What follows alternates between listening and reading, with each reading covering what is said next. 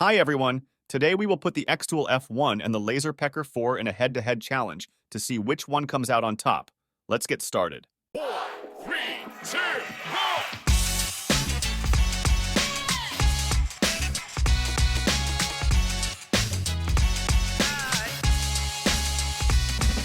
Jumping right in with assembling the Laser Pecker. It comes in 4 main parts: the laser unit, base, electric stand, and the safety cover.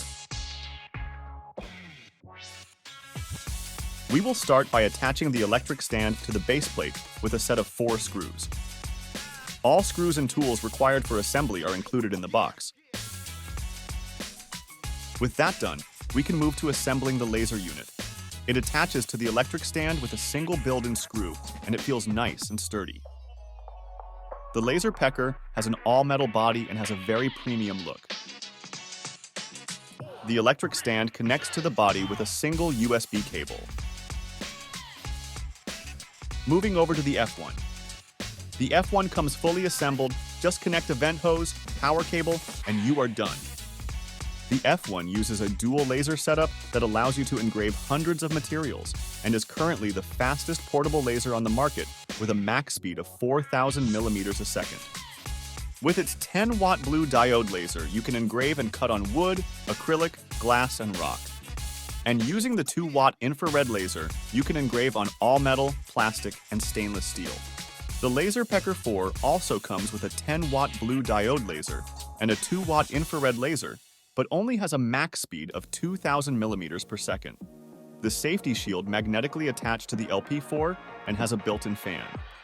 There is also a touchscreen on top, but in our testing, we couldn't find much use for it as everything was controlled from the computer. On top of the electronic stand are 2 buttons used to move the unit up and down so that you can focus the laser. Both the LP4 and F1 use 2 lasers that overlap when the units are at the correct height.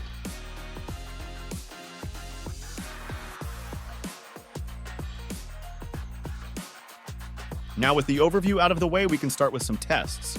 First up, wood engraving. This was the first test that I did with the 2 lasers side by side. I used the diode laser for both. Right away I could tell that I liked the safety shield on the F1 more. It completely seals and does not allow for any smoke to escape. The LP4 always has a small gap around the bottom. It is also tricky to attach a vent hose to the LP4 because any weight on the shield makes the magnets pop off. As you can tell, the F1 finished first, but the engraving wasn't as deep. They both look great and would probably finish around the same time if I slowed down the F1 a bit more.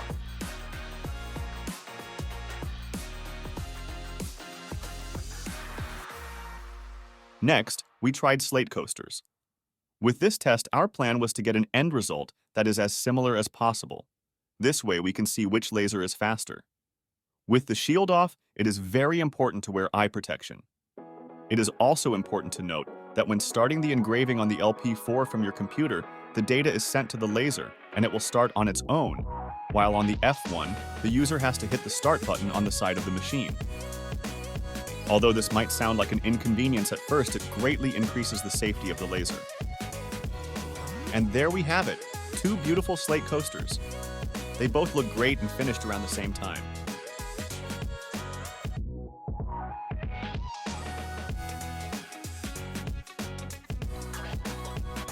Next, Watchbands. You may have noticed that for the coasters, I removed the safety shield altogether on the LP4. I find it a bit of a hassle to deal with. Here you can see that the preview box starts disappearing as soon as the shield comes down, meaning that you need to set the height and properly center the design on your piece without the shield. Then you need to move the laser unit back up to get the shield to fit in the gap, after which you can lower it back down to set the proper focus again. In our opinion, the Laser Pecker would work much better in an open workshop with a ton of ventilation, but might not be the best fit in the home or apartment.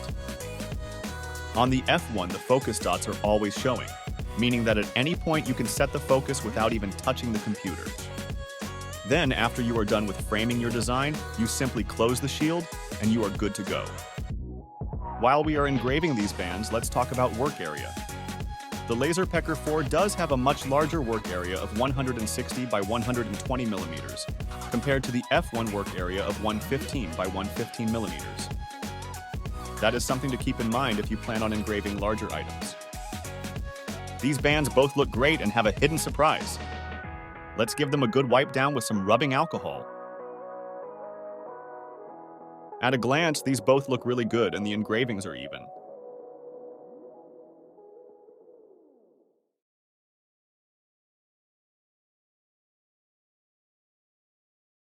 I have been using the F1 for about a month now and love how good it does with engraving images on metal cards. I was very excited to try this out with the laser pecker to see if the F1 has some competition out there.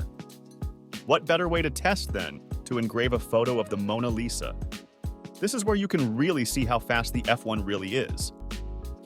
Here you can tell that even though the F1 finished first, the resolution is much better and it created a brighter image than the laser pecker.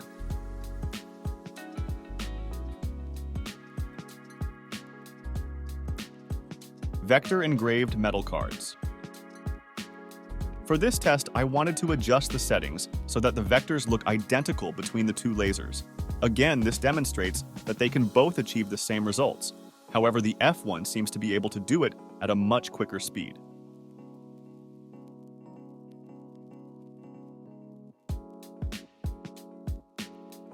Now for a little competition. Let's see who can engrave 3 cards the fastest. My wife is on the right with the F1. She is easily able to remove the business card by sliding the shield up. The xTool F1 also has the option of double tapping the start button to repeat the last job. I, on the other hand, cannot get to the finished business card and have to raise the unit up, replace, and then refocus to the laser. Laser Pecker does have an additional button that can be used to repeat the last engraving, but that is sold separately. These all look really nice, but again, the F1 wins with the speed.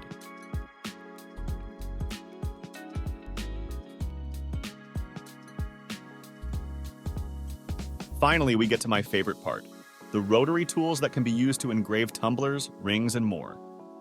This is where I have to hand it to the laser pecker. The LP4 rotary tool is built so well and is completely made of metal. It allows the user to set their object at any angle. I also really like that it uses a nice braided USB-C cable that looks very durable. This is where the F1 struggles a bit. The RA2 tool is a bit lighter and has the belt and pulleys exposed, which might shorten its lifespan. I also wish the motor was enclosed and had a USB-C connection. This one seems a bit fragile, and I'm constantly worried about ripping out the cable when I disconnect it from the rotary. Setting both up is almost identical, except the laser pecker also requires a small spacer to be placed between the laser unit and electric arm to provide it enough room to engrave larger tumblers. My typical settings for tumblers on the F1 have been to do 2 passes. The first pass with the blue light diode and a second pass used to clean up any remaining residue with the infrared laser. So that is what I set up the laser pecker to do as well. For the settings, I followed the instructions from one of their videos about engraving steel tumblers. Right off the bat, you can see that the laser pecker is moving much faster than the F1. It finishes first, and as soon as the F1 is done, I start the second pass with the IR laser. But things don't go so well for the laser pecker. Ouch. Well, that is unfortunate. It seems like the rotary tool on the laser pecker lost its positioning, causing it to over-rotate and whack the handle into the base plate. There is really nothing I can do at this point, but sit and wait for the F1 to finish. The laser pecker finished the blue diode engraving first, but it seems to have caused some sort of bubbling on the paint itself, and did not go all the way through the paint. That could be because my settings were off, but I don't understand why the top row has overlapping letters and why the rotary tool reset its position. Any ideas? Let me know in the comments.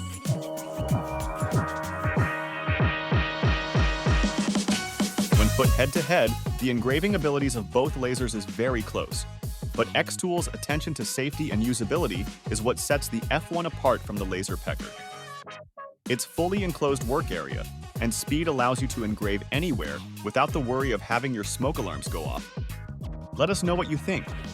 Thanks for watching.